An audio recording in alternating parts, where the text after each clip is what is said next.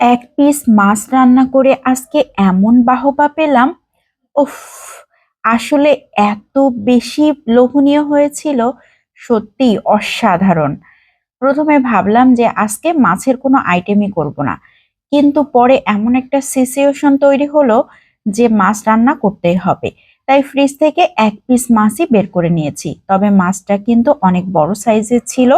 আমি মাছটাকে খুব ভালো করে ক্লিন করে ধুয়ে লবণ, হলুদ, লাল মরিচের গুঁড়া আর সরিষার তেল দিয়ে খুব ভালো করে মাখিয়ে নিচ্ছি। মাছটাকে মাখিয়ে একটা সাইডে কিছুক্ষণ রেখে দিলে সব থেকে ভালো হবে, তাহলে মশলাগুলো মাছের মধ্যে খুব ভালোভাবে ঢুকতে পারবে। এখন চুলাতে একটা প্যান বসিয়ে দিয়েছি, 2 টেবিল চামচের মতো সয়াবিন তেল দিয়ে দিয়েছি। মাছটাকে দিয়ে দিচ্ছি, খুব ভালো করে ভেজে নিতে হবে, উল্টে পাল্টে ভেজে নিতে হবে।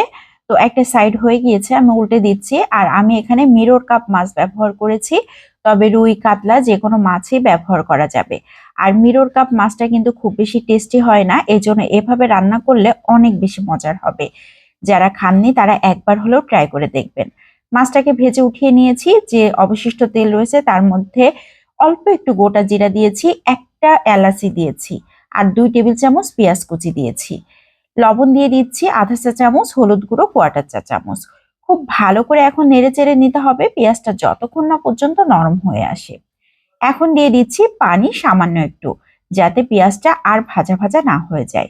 খুব ভালো করে নেড়ে চেড়ে এখন দিয়ে দিচ্ছি 1 চা চামচ পেঁয়াজ পেস্ট, ½ চা চামচ রসুন পেস্ট, ¼ চা চামচ আদা পেস্ট, ½ চা চামচ জিরার গুঁড়া, ½ চা চামচ ধনিয়ার গুঁড়া, লাল মরিচের গুঁড়া দিয়ে দিয়েছি 1 চা চামচ। মরিচটা বুঝে দিতে হবে, যে যেমন পছন্দ করেন। এখন মশলাটাকে খুব ভালো করে নেড়ে চেড়ে নিচ্ছি। এ পর্যায়ে দিয়ে দিচ্ছি 1 টেবিল চামচ টক দই। টক দইটা অবশ্যই ব্যবহার করার চেষ্টা করতে হবে, তাহলে কিন্তু টেস্টটা পারফেক্ট আসবে। এখন খুব ভালো করে নেড়ে চেড়ে মশলাটাকে কষিয়ে নিচ্ছি। মশলা থেকে যখন তেল উঠে আসা মতো হয়ে গিয়েছে, তখন মাছটাকে দিয়ে দিচ্ছি। মাছটাকে দেবার পর মশলার সাথে উল্টে পাল্টে কিছুক্ষণ ধরে কষিয়ে নিতে হবে। একটা সাইড যখন ভালো মতো হয়ে গিয়েছে, তখন আমি উল্টে দিচ্ছি। অপর সাইডটাও খুব সুন্দরভাবে এইভাবে মশলার সাথে কষিয়ে নিচ্ছি। এখন দিয়ে দিচ্ছি ½ কাপ লিকুইড দুধ।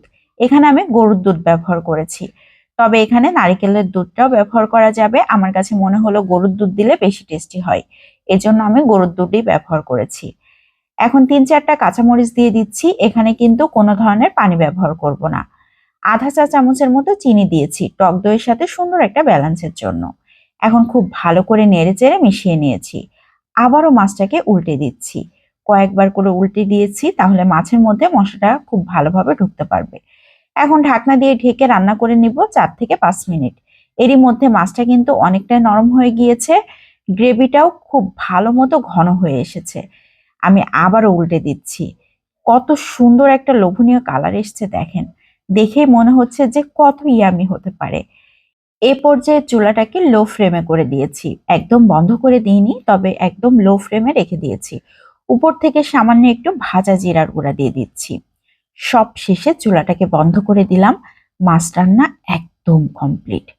ওয়াও, কি সুন্দর হয়েছে! এই মাছটা খাওয়ার পর বিশ্বাস করবেন না, এত মজা লেগেছে যে সত্যি অসাধারণ। বাসার সবাই বলেছে আমি কেন এক পিস মাছ রান্না করলাম, আর কেন রান্না করলাম না। তো আমার মতো এরকম ভুল কেউ করবেন না, যখন এরকম রান্না করবেন তখন একটু বাড়িয়েই রান্না করবেন। তো আজকের মতো এখান থেকে বিদায় নিয়ে নিচ্ছি। সবাই ভালো থাকবেন, সুস্থ থাকবেন। আসসালামু আলাইকুম।